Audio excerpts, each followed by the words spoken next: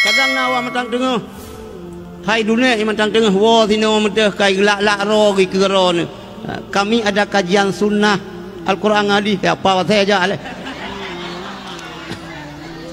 Quran sunnah. Oh sunnah, oh sunat. Nanti yang berjalan le. Mantai begah sunnah pajang kau boh. Telat tak kau. Baik berangkah kan hanjut. Dia sih memang dasar hukum katanya Quran hadis, tapi karena katanya nyo yang semalau rohnya nyan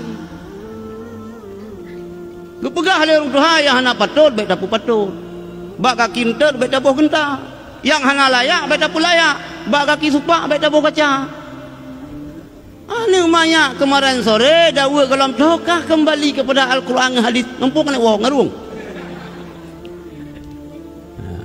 Mulia orangnya hana awak macam tengah.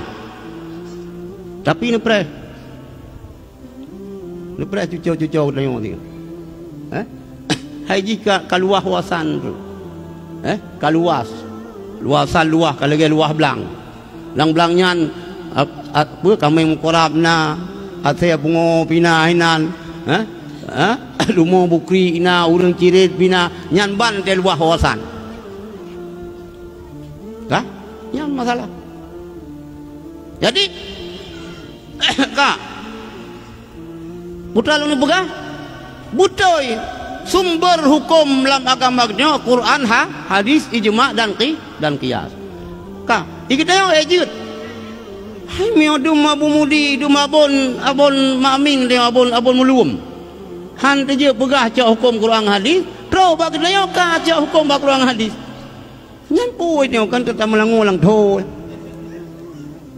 Jadi urang menoi no hanai turi majun hanai turi kamen. Hanai kuri demang hanai turi tumbon. Ibike nama badan ube drom blaken tumbon mandung pada hai. Kemangan ante taramah itu biar yu iya dum. Baik ada nama kaita membuli-buli dikira majun pada hai kamen.